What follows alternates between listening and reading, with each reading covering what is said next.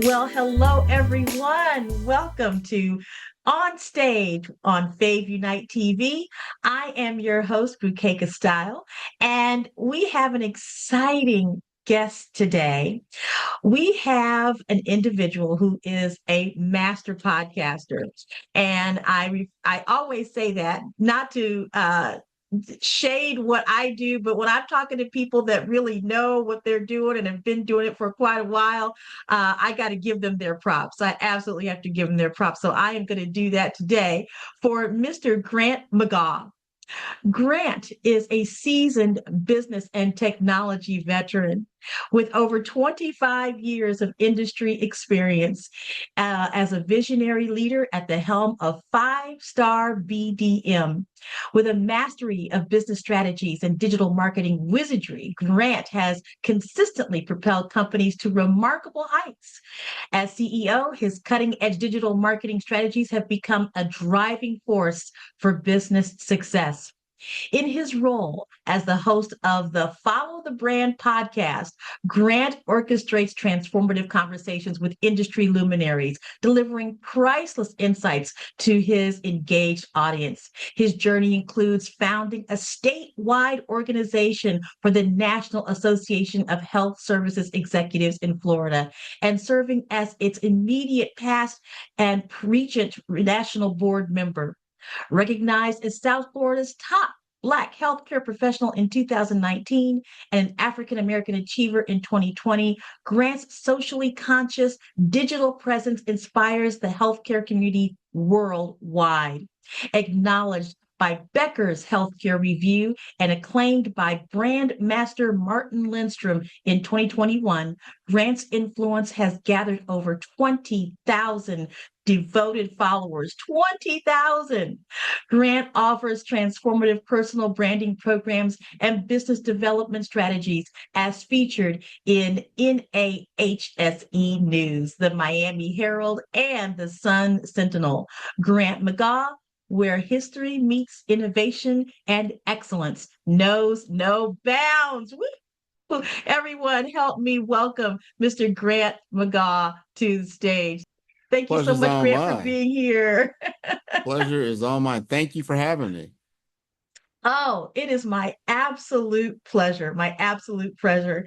I really, really appreciate the fact that you have really delved into your work.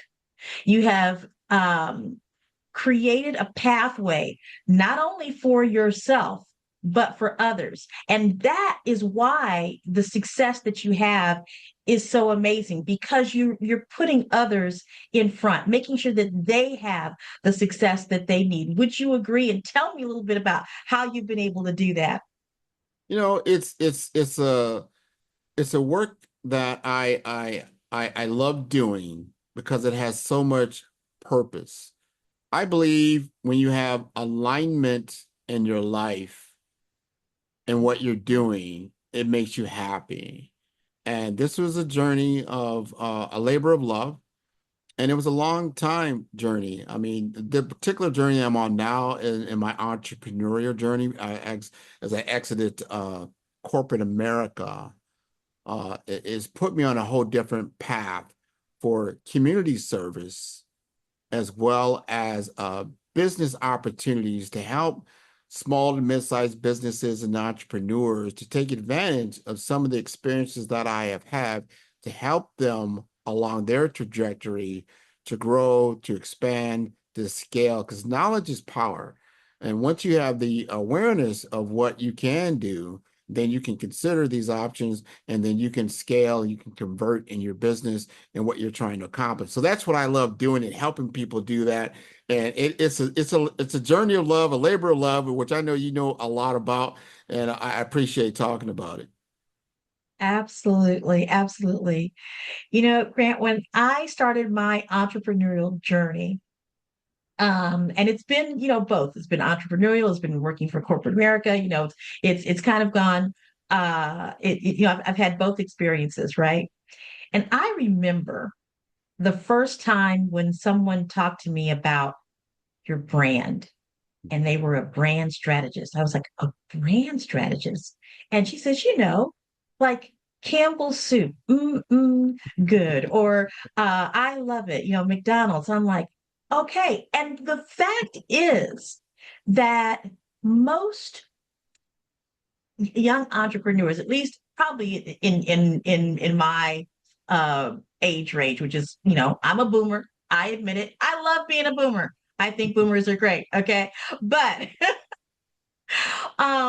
for for 25 years ago, 30 years ago, um, people who were starting their business may not have really understood branding. They may not have understood it to the extent of how it leaps them into their business. Talk to me about the journey that entrepreneurs have had when it comes to building their brand. Thank you for that. And you eloquently set the stage because in today's world, because of instant gratification, and people see things on search and social, and they see some of these social media darlings, social media influencers, or people that make it look so easy. And there's nothing easy about it. When we think about brand, most people think of the visual aspects of branding, right? Your graphic arts and the different text messaging that now be out there, video production, things of that nature. And branding is much more than that. That is an aspect of branding. And what I do, I talk to my entrepreneurs and I talk to business professionals about my framework, which I call the BRAVE framework, BRAVE, which is a acronym. And through that framework, I'm able to then illustrate what branding is all about. And then that first stage of branding, and I'm going to talk to you about kind of the common problem. Most people start in the V world of that brave concept. They start at the V. What does the V stand for? That is the visual aspect. I want to be seen. I want to be visible, right? And that is a great thing because that is the number one thing that small businesses suffer at, is that their visibility of their value is not there. They're not visible in front of their target audience, and so they suffer. So they want to start with that visibility, but then they miss that other V, value. How have you demonstrated value? What does value mean for you, your target audience, who can benefit from the big problem that you solve? What is the value? So we have to start with the B. And what is that? B is around brand identity. You have to identify first who you are, your self-awareness. What is that all about? Your why. Why are you doing this? Most people aren't that interested in your product or your service. They're interested in the story that you are telling and the challenges that you have overcome and what the triumphs are that could potentially be their own. They want to understand who you are as an individual and a brand and a business first. Why do I do business? There's a company out there called Patagonia. Now it's like, Patagonia, what is that? Well, they're very big into sports apparel or sportswear, but what they're really known for is their attitude around life and preservation and the human connection and understanding climate change and things of that nature. That means they have a point of view. So when it comes to brand identity, let's understand your point of view. What is that? What motivates you to do what you do? That's brand identity. When you think about Grant McGaugh and my brand identity and what I have done, people and they go to my story, go to my website, 5-Star BDM. You're going to see a story there. I call that my origin story. Everybody has to have a origin story. What's the origin story? So when you look at certain superheroes, right, they all had an origin story. You think of Superman or Spider-Man. I like Spider-Man better because his origin story is relatable. He's just a kid going through school. He's in New York City, right? And then he ends up going to a class or a laboratory, right? And there's a laboratory accident that happens and the spider bites him, right? And he goes home and he starts to realize he's got all these new things that are happening. They're developing into new powers. But when you really understand his origin story, he goes out and he goes to this wrestling event to try to get money that he's trying to get. And then on the way, he runs into a villain. And when he runs into that villain, he could have stopped him at that time because of his newfound powers, but he didn't. And that villain went ahead and robbed his uncle, and his uncle ends up dying. And he gets very upset about that. And he goes out and then finds the villain, right? And he disposes of him. But then he had to realize, what is this all about? He had to understand his origin and how to deal with these new powers. This is his origin story. In my particular case, my origin story starts where I'm a sales professional, I'm a business development professional, I'm doing information technology, but my father ends up going to the hospital for a broken leg. And then as I take him to the hospital, later, this is over a period of time, he actually develops a blood clot in his leg that unbeknownst to us that this happened. And so when they did the surgery, which is a normal, just putting a splint into a broken leg, he ended up passing away from that because of the communication between the two insurance companies. They couldn't figure out, hey, is this workman's comp or is this regular insurance? Who's paying for this? So he's delayed in getting care. And because of that delay, it developed into a blood clot. And that would say, hey, there's some communication issues that are happening within this industry. So over time, I took that on. My nemesis is the healthcare delivery. My brand identity is about, I need to change this type of communication that's going on so no one else has to go through this in their family and lose a loved one needlessly just because of medical errors. And most people don't realize that medical errors and hospital-acquired infections is the fourth leading cause of death in the United States. You believe that? The fourth leading cause of death is the hospital itself. How can that be? We should not allow that to happen. It should be a great uprising around that. A lot of these medical errors can be taken away. So that's the brand identity. That's the B of that, right? The next stage is you have to do your research. So I gave you a little research, a data point about what I'm talking about. You have to be data driven in what you're doing. You have to do your research and understand your market. What is your market? What is it about? What is the story that will attract that particular market to you, right? So you have your point of view, you have your own personal story, and then you've got to have your platform. What is your platform? Right now, we're on a platform for podcasting. What is the platform that you deliver your message, right? And then you've got to position yourself within that world. And that's all about that R world, doing your research, getting in your right position, understanding where you're at and how you're going to solve that particular big problem. Then it comes to the A world of that. What is the A? That's your assets. What are the assets that you're going to utilize to begin to launch your brand? What does that look like, right? What have you accumulated? Do you have intellectual property that you can then use as an asset? Do you have any other kinds of accumulations of different aesthetics? This is when you start getting into what your aesthetics are, but you start to line those things up. If you've got video, if you've got content, content is king this day. What does that look like? You start aligning up your assets because the next step is that point where most people start, and that's now you're going to make it visible.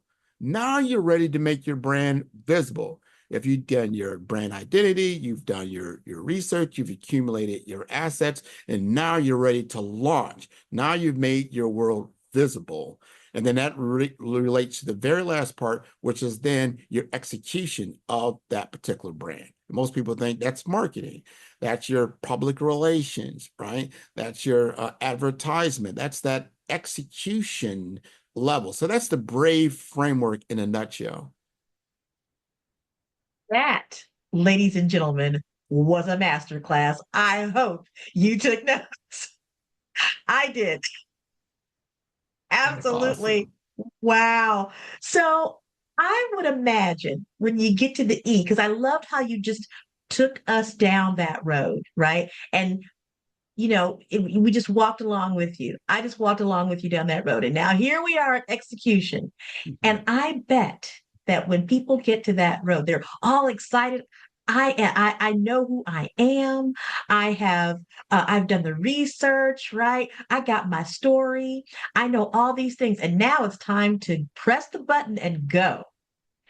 Do you find that anyone, when the time they get to that point, that there's any fear or intrepidation? Do they feel like they've known with all of the things that they've already done that they have a sense of confidence that it really allows them to then go execute? Absolutely. If you've gone through the process, now this is not a 2-hour workshop. No. I take people through a 4-week engagement to get them to where you're talking about, the confidence level. So you start to have confidence when you know what you're doing, right? Yeah. You have a blueprint and a strategy that you are now enabling. So that whole thing is a blueprint strategy that I talked about with the Brave framework. So when now you get to the execution portion of it, you're just executing the strategy with tactical precision. So you know what to do. It's a difference when you get into the car, you get into your vehicle and you don't know how to drive. That'd be a problem. Like, my confidence level, and you might have read a lot of books about driving. You might have saw people driving, but until you drive yourself, Different it's a animal. different story, because you got to touch the brake and acceleration. It's different until you get the handle, and then you get in balance, and then in tune, and then you gain experience by doing it over and over again. So yes, you get to that E level, you get to that execution, but then you have to do the evaluation. Yeah. And then you're going to evolve over time. You have to reiterate things. You come out with your first version of your brand, but that's just the first reiteration. If you start looking at very successful companies over time, or very successful people over time, you think about Oprah Winfrey. Great, beautiful personal brand, right? Well, look at her first takes. Look at the first things that she was doing, things she was trying. And then all of a sudden, oops, she stepped into something that kind of blew her up even more. People kind of remember that time she came out with the little red wagon with all Wagon. that flesh in there. Everybody remembers that. But that was a Yeah. pivotal moment. And those are the things that you need in your story. It's those pivotal moments. When I went back to the whole the Spider-Man story, what was the pivotal moment of change? And you've got to get to that level by doing things. And the more that you do things, those pivotal moments happen. This could be a pivotal moment right now for me and Bukekastyle. We don't even realize it. The point of change, the point we came together, and that developed into this whole new opportunity that came about. So going back to your earlier question, the implementation of this strategy is where most people fall down. They think like, all right, I've got the blueprint, I've got the strategy, it's just going to be easy peasy. But now you've got to build the house. You've got to do the hard work of nailing things down, sawing things down, because you're building the house. But if you've got the right blueprint and the right instructions, you're going to build it in the right order, and it's going to be completed because you have a master craftsman, that would be myself, who's helping you, because I've never Yes. built a house before. I need somebody to help build my brand. Right. So most people do make that mistake, and I would tell people all the time, doing it yourself. You can do certain things yourself, but you can't do everything yourself. And it goes back to that original goal and the original vision of what you're trying to accomplish. What is that going to look like? Michael Jordan didn't become the world's best basketball player by himself, or any other person have done something of worth. They had people along the way that helped them to develop and implement these strategies into tactics that enable them to become the person that they were. And that's what people need to do as well.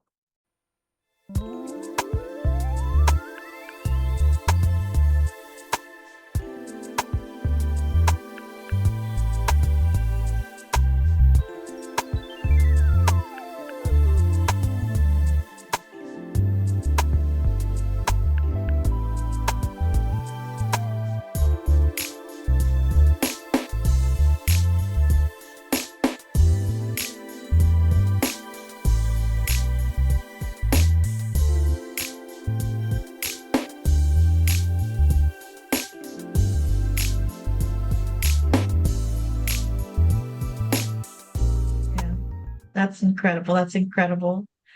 I want to go back to the personal story.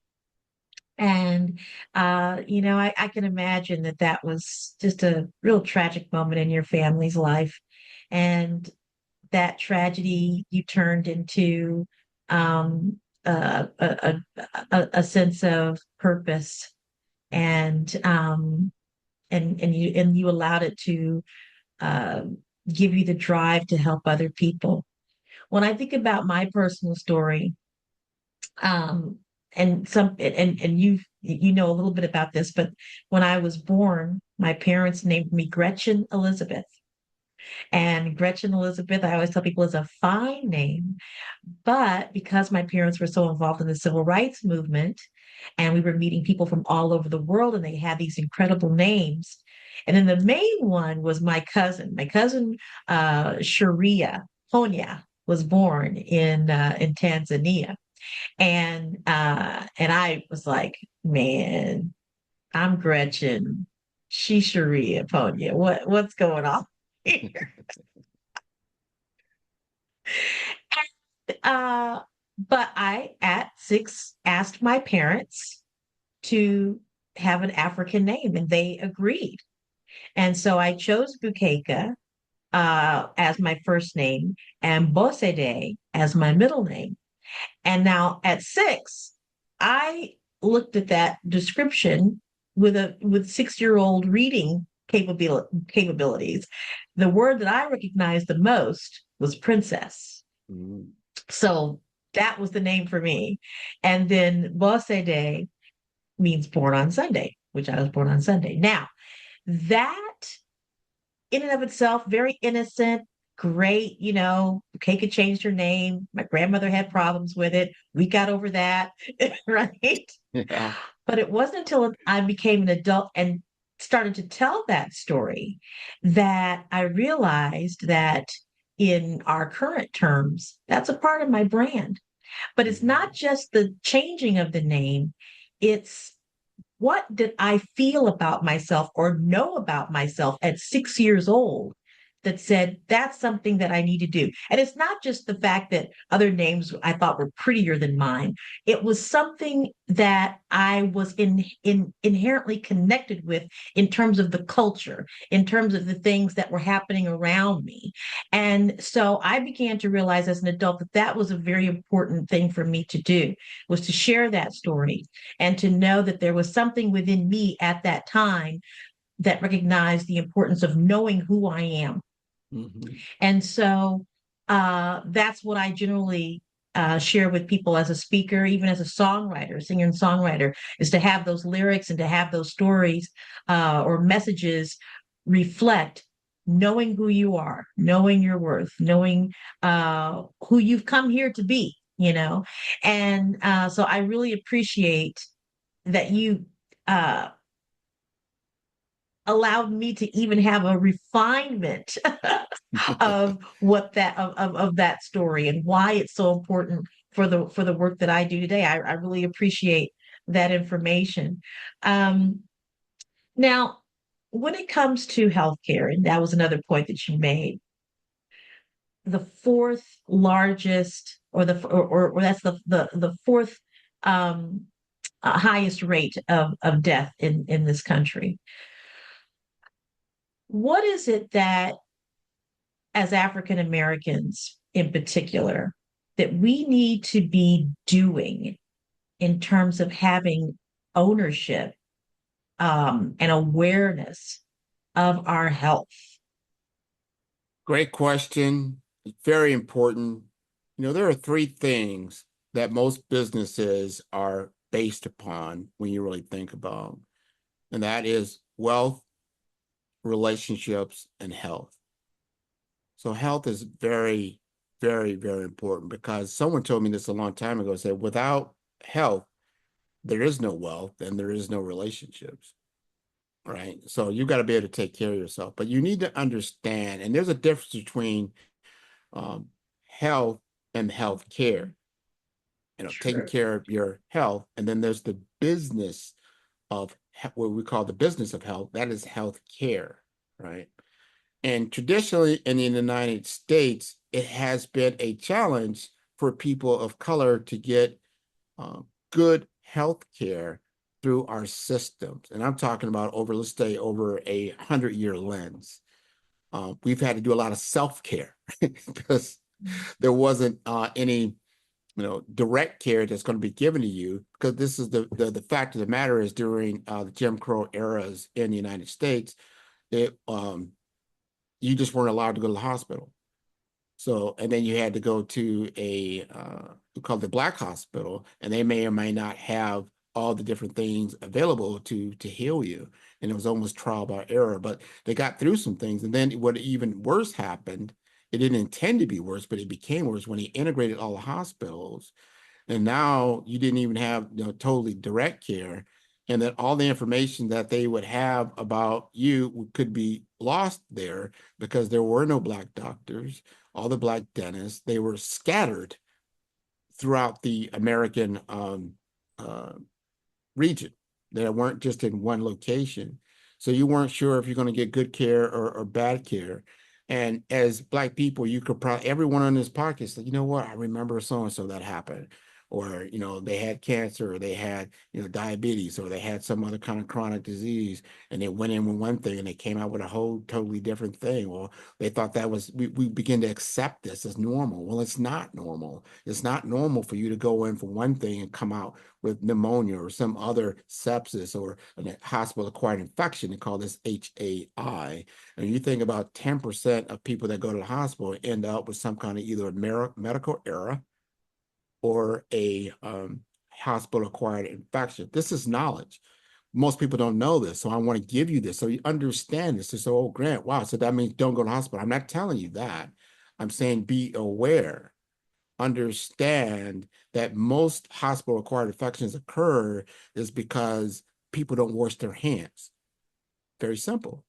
So because that nurse or that clinician is going from patient to patient to patient because they're under demand, and there's a lot of different people, they don't always have the time to then just simply wash their hands before going to see another patient. So you say, great, wow. So what can I do? Well, just ask. Ma'am, did you wash your hand? Well, and a lot of times it depends if you're in the hospital room. Could you please wash your hands first just to make sure, and then make sure we're both safe from any kind of infection, because this is a real thing. So you're not being a difficult patient or anything, because you're aware that this is a problem, that we don't want that to happen. Then look at your prescriptions to make sure that prescription is for you. This happens. Oh, wow, I gave that prescription. That's Bukekastle's prescription. That wasn't supposed to go to Grant, because if Grant takes that and he ingests that, he's going to have problems that could possibly lead to death. Medical errors happen. There's certain technology that are now coming on board to prevent these things, or at least lower the amount of times that this is happening. So you need to be aware of these things. There's now a big push to be now taken care of in the home, which is great. Be taken care of in the home, but make sure that all these precautions are still taking place. You have to be more accountable that you have been in the past for your own health. And that's even before you get sick. Be accountable. Understand that diet. What are you putting into your body that potentially could either be harming you or helping you? Be aware of these things. Not all foods are good for all people. You got to know what's good for you. That's why there's allergies and other things, right? So there's a lot we can do to help ourselves. And that starts with accountability and then awareness. I'm into that A world, right? Awareness and accountability, because the number one asset is yourself, and knowing what those things are. And because the healthcare system in America was built on a Caucasian first society, so all the medications and different things weren't developed with people of color in mind. This is a fact, not an opinion. And because the populations have shifted, when I went to high school, for instance, the United States had a population that was 80% Caucasian. When my son graduated high school, just in the early 2000s, that population was only 60%. So now, as my granddaughter is now, she's only 3 years old, is coming into this world, they are probably more than 50% of the population in the United States. So that major majority that was 80% is now a minority majority. So if all the things that were developed just for that population, half of that population wasn't not taken into account. That's a Yeah. problem.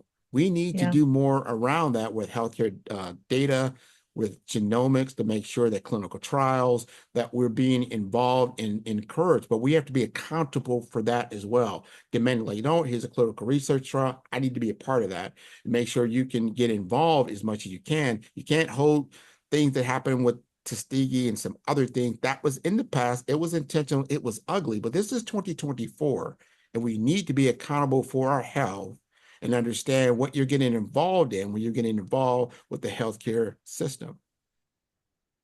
Wow. You know, there's so many things that, you think about. Like I was thinking about my mother. My mother, first, she went into cardiac arrest in 2012 and made it through. My sister and I were right by her side the whole time. And I think that a part of the reason why she was able to thrive through that is because she had family and people around her to help make sure that they were being accountable. Mhm. We required or requested an advocate, a healthcare advocate, to make sure that all of the things that the doctor said that they were going to do was appropriate. And of course, there were many things that they did that weren't. So we appreciated that, but we had to ask. I contacted a friend of mine who is an ER surgeon in Atlanta that I'd gone to high school with, just to make sure that what doctors were telling me was accurate, and that I was talking to somebody that I trusted. So I really appreciate those words that you're saying, because we need to make sure that we can take care of each other. She ultimately did pass away in 2018 of pneumonia. Mm. Um, and um, but she lived a great life. Lived a great life. She was a singer, and everything I learned as a vocalist, I learned from her. And so I carry her with me right here all the time. I'm going to give you a little bit of information that you might not have known. I am from the Kansas City area, or I live in the Kansas City area. I grew up in Detroit, but I live in the Kansas City area, and I work for an organization that is music related. Kansas City is the UNESCO Creative City of Music, and I serve as that organization's deputy director. But our designation from UNESCO was founded on the jazz heritage of this city. And one of the things that's important about the jazz heritage in the city, and something that you would appreciate, is that there was no Black hospital in Kansas City. And it was the Black jazz musicians that raised the money to build the first Black hospital Wow. in Kansas City. Isn't that something? Wow. Yeah, historical, historical. I'm from Omaha, Nebraska, That's just up the right. street from Kansas City, so I can certainly appreciate that. And I went to school in Kansas City at the DeVry Institute of Yeah. Technology, so I still know some people that are there, so that's wonderful. Yeah. Yeah. It's amazing how our worlds intersect, not only just from you being having relationships here in Kansas City, but also how this topic matter just really is interesting, how music and health and that's one thing that as an organization we really look at how music is a pathway for healing, Mm, and how it not only helps others in their healing process, but there are aspects of it um, uh, that we address as an organization for healthcare for musicians, because as most creatives, there isn't an insurance policy or there isn't a healthcare plan. And so that's something I'd like to just kind of touch on briefly. What about for those individuals that are creatives that or have that kind of uh, of independent or self-reliant income, and how do they navigate through a healthcare system? Yeah, it's very interesting. First, we are on, I believe, a renaissance time period in which we have been analytically driven in a lot of our business endeavors for a very long time. I'm talking hundreds, if not thousands of years.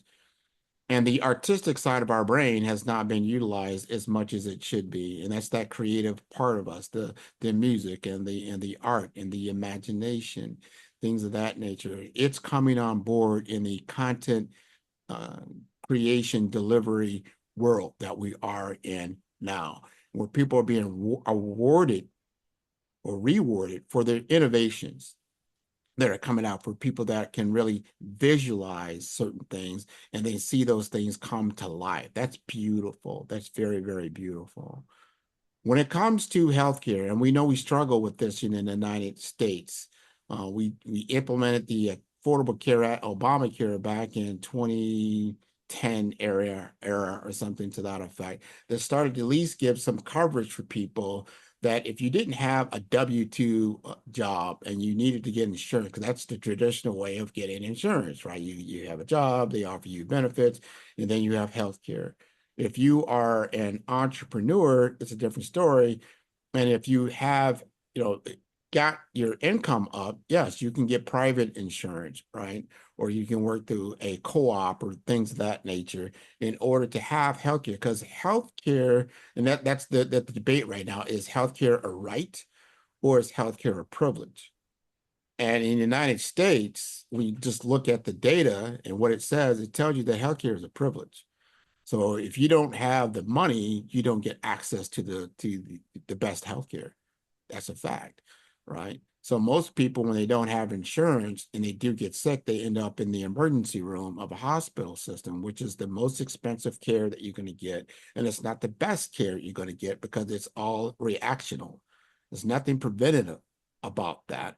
It's just now you're at a point where it's catastrophic potentially that you're going through and you need immediate care. Now, they're not going to deny you care, but it's the most expensive type.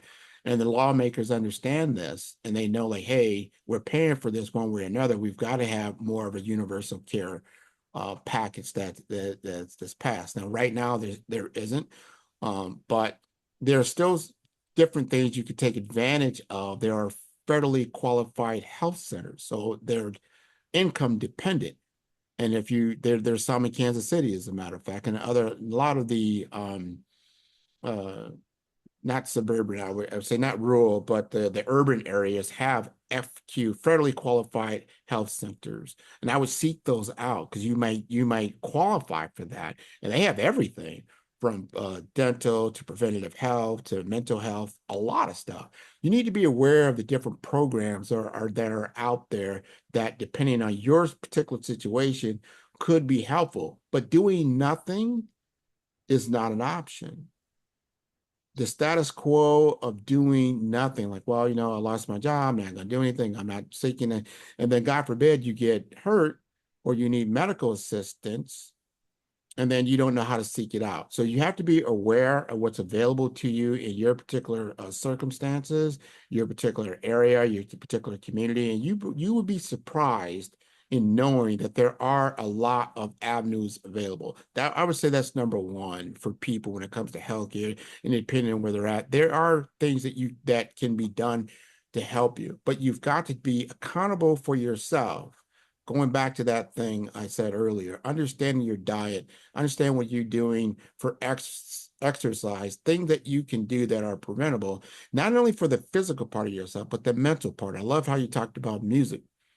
Music is soothing. It puts you at ease. It puts you in different moods and different modes, depending on what kind of music that you are consuming. And some of the musical rhythms can be beneficial for you That's why you get certain tones that people do in different yogas and other stuff that are very healing. But then you can get other music that's more discordant and then actually can work against you. So you need to understand these certain things. I bring all these things up so people become to understand. And if you're following what we're going through, and you talk about, well, we started a discussion about brand, and here we are talking about music. Understand that branding is an enablement tool. Branding is also about what others say about you. What do people say about Kansas City? Oh, they talk about jazz and blues.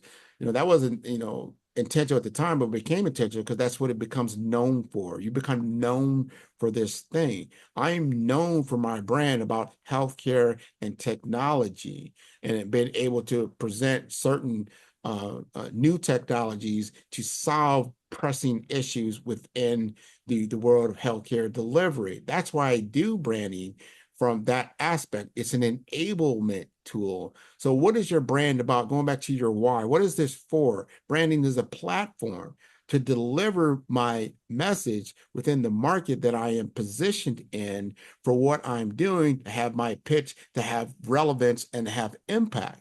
So it is a enablement tool to get to the point that you can hear the music, right? That actually can heal you in certain ways that you didn't know before, because now you're aware of it. You can consider some new actions, and then you can convert into a whole nother world for yourself. Wow. I love it. I love it. I love it. So we're coming to the close of our time together, and I have a question. You talked about being self-aware. So, from your self-aware standpoint, Grant, what brings you joy? What brings me joy, especially in these days, is this, just like when I look at your face right now, the big smile. If I have been of service for another person in my walk of life, as my grandmother used to say, then my life has not been in vain, right? And I love that. This just happened about a week or so ago. I was at a conference. It's for the National Association of Health Services Executives, and there was a young man, and he was being honored with a new scholarship by the Barnes Lofton, and it was part of a fraternity as well, to present this gentleman with a scholarship to continue with his medical learning. And he came up to me and said, Grant, it was you 6 years ago that you did a event in Orlando, Florida, that I knew nothing about this organization. And I came to it and I met you and I spoke to you. And you might not even remember me, but I was moved by the association and what it stood for. And I got involved. And here it is 6 years later, and I'm being awarded this scholarship because of what you did. And because if you did not do this, I would not be standing here right now. And of course, my heart melted, because you just don't know the impact that you have. People look for instant gratification. This is a 6-year journey. It's over time. This is a marathon and not a sprint. But once you choose to do something that lights you up, that brings you joy, that you would do even if you didn't get paid for, then you've got something of value to someone else, going to be a life changer for that individual. And that's what makes me happy. Well, Grant, I just want to say thank you. And you've definitely brought me some joy this morning with all of the knowledge, with just the conversation itself, so helpful to so many people. And I just want to thank you so much for being on stage on Fave Unite TV. This is Yes. important. This is important because I talked to you and you said, Grant, how can we work together? Can we put together a show? Because you've done all these different podcasts, you have this Follower Brand TV show. And I said, Bukeka, let's how we can pull together Black executives, and we're going to do a pilot of about 8 shows about Black healthcare executives, so you can get this knowledge that I'm talking about and share it Yes. on the FAVunite TV. Thank you. So everyone, come to Fave Unite TV and learn about this about getting more information about your brand and about healthcare, how to take care of yourself, how to understand and navigate through our healthcare system, as Grant McGaugh has described today, and how he will continue to do that with episodes on FAVunite TV. The master podcaster, he knows what's going on, and I appreciate that so much. So now, along from being able to be seen on FAVunite TV, where else? How can people get in contact with you and learn how to build their brand? Excellent. So I have a library of knowledge on 5-star BDM. That's the number five. Star, STAR, B for brand, D for development, infomasters.com. That's 5starbdm.com.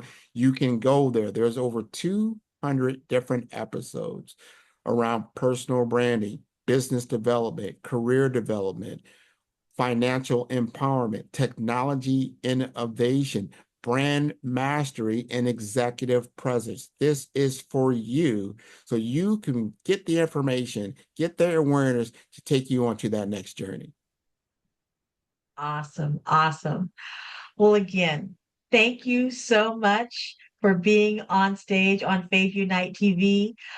We are looking so forward to having your episodes on FAVunite TV to really tell us more about how we can be better at building our brand and being better at taking care of ourselves. And so, everyone, thank you so much for watching today. We hope that you enjoyed this episode. I know I did, and I know you did too.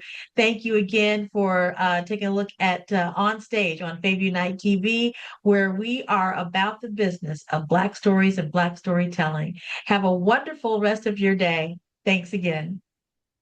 Thanks for having me.